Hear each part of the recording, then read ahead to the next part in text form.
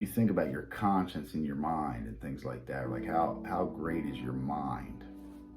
You can think in your mind and have a full conversation with yourself. And that voice in your head is your voice. But you didn't say one word. It's all in your mind. People are like, well, that's your brain. Well, maybe. I mean, maybe your brain controls how that works, but it's got to be further than that. It can't just be that. Because my brain apparently has me believing in God, and other people's brains have them not believing in God. But we're just talking about the organ. The brain, the organ in your head. Its main objective is to do the exact same thing for every human being. Control your, nervous system, right? Your movements and your eye functions and everything like that. That's what your brain's for. But where do you get the feeling in your mind that it's not okay to do something? Because your parents told you that? Well, there's serial killers out there. I'm sure their parents told them it's not okay to kill people. Yet they'll go around and kill people and not blink an eye. They won't lose 1 second of sleep.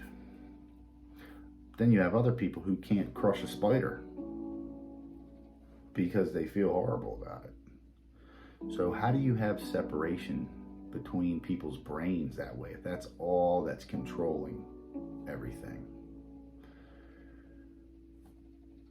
How do you become a believer, and how do you not believe at all? How do you become a scientist who thinks everything is just pure science and there's nothing bigger out there than what you see?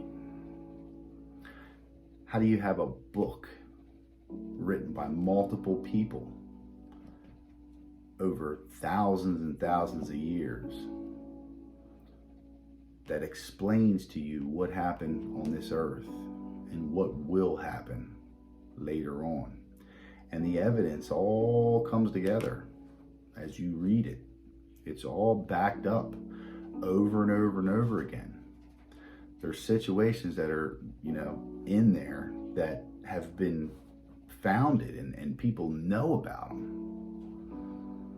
But everybody just brushes them under the rug because it's too hard to believe that there's someone at a higher power out there in what we call space, but to the Bible would be a form of heaven out there, right? That's controlling everything, that can hear everything that you say, everything that you think, know everything that you've done. Sure, that sounds hard to believe. And I get it, it does sound hard to believe. It does. But once you start reading that word, you feel how you change, and you feel how it controls the way you are and the feelings that you get and your mind frame towards other people. There's no question. When I have thoughts to myself in my mind, those thoughts are the soul inside of me. This is the person that Jesus knows, right? He knows those thoughts. Nobody else knows those thoughts, just me and Jesus. So he knows where I'm at. And, some people don't seem to have that. Some people think it's perfectly fine to just go steal stuff. It's not a big deal, right? It's perfectly fine to hurt people. It's perfectly fine to step over the homeless, when they need your help. It doesn't matter if they're on drugs. Why does that matter? If you're well off enough to help someone, how does it not strike you in your mind to say, I should help this person? You're a human being. You don't feel like it's a necessity to help people? I don't mean you have to open your wallet up and peel off $100 to a person that's on drugs, because all you're going to do is help them die, because they're just going to go buy more drugs. We know this. But if you have a person out there that's saying, I'm hungry because I spent all my money on drugs and I haven't eaten in days, go buy that person something to eat. Why not? Why not? Don't you care about anybody else except for yourself?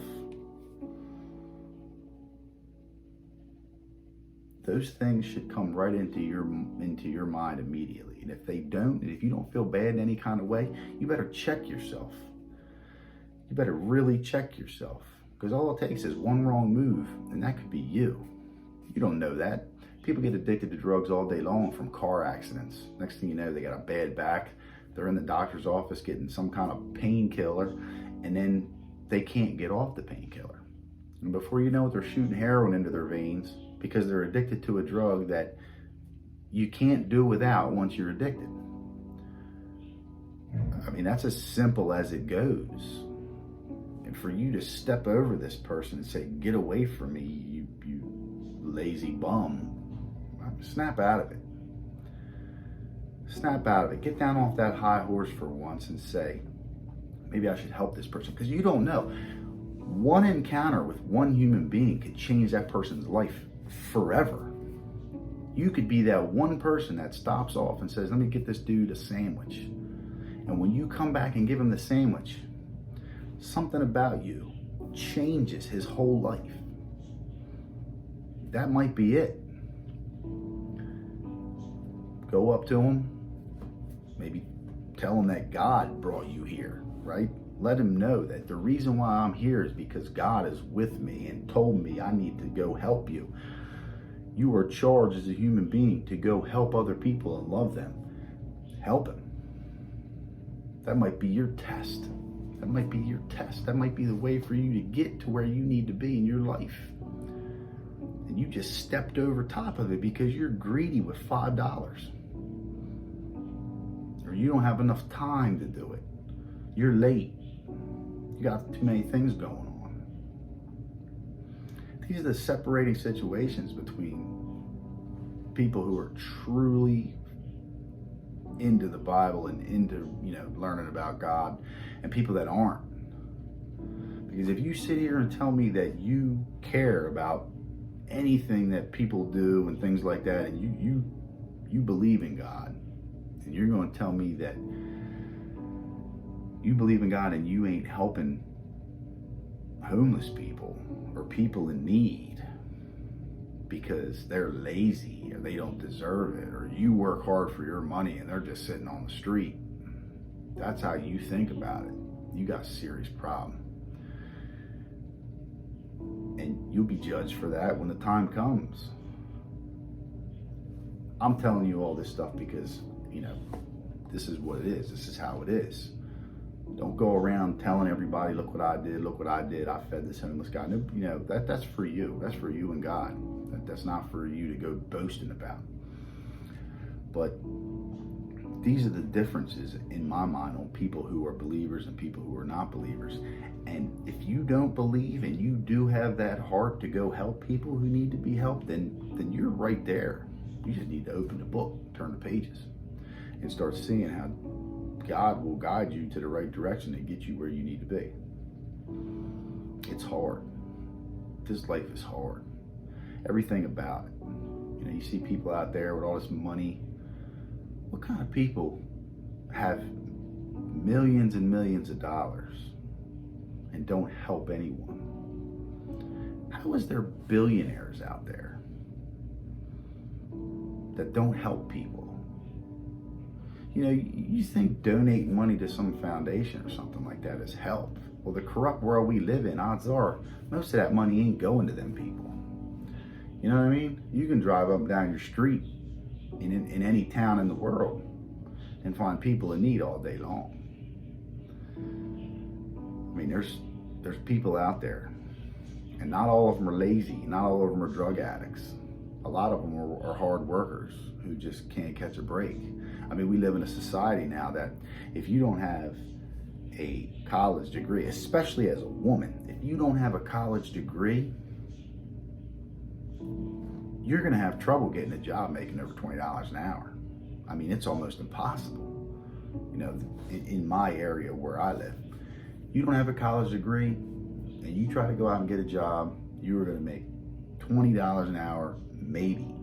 Most of the time it's going to be under that. And, you know, the way things are going in this world, you can't survive as a single person. $20 an hour, a kid or two, a home, a car insurance, all the stuff that goes with it, $20 an hour, that doesn't do it. That doesn't do it. You know, and the worst part about it is $20 an hour puts you right outside of like the welfare, you know what I mean? So like, you know, Dunkin' Donuts and all these places, now they want to pay you all this money. They pay you, you know, $16 an hour to work at Dunkin' Donuts. But then the problem is once you come to work for Dunkin' Donuts, you're outside of state assistance as far as your income level goes. So now you have people that are like, I'm just going to continue working for my $12 an hour job so that I can get state assistance, because if I move out of state assistance, I can't make it. And it's true. They can't make it. So think about these people. Think about the fact that, you know, you're a sports player playing a kid's game, right? These games you play are for kids. They're for children. They're not for adults. But whatever, that's the world we live in. You're an entertainer. You're a millionaire. You're a billionaire. You don't owe anybody anything. But you have more money than you ever need in your entire life, and you can't hand out anything to people who need it. How you sleep at night.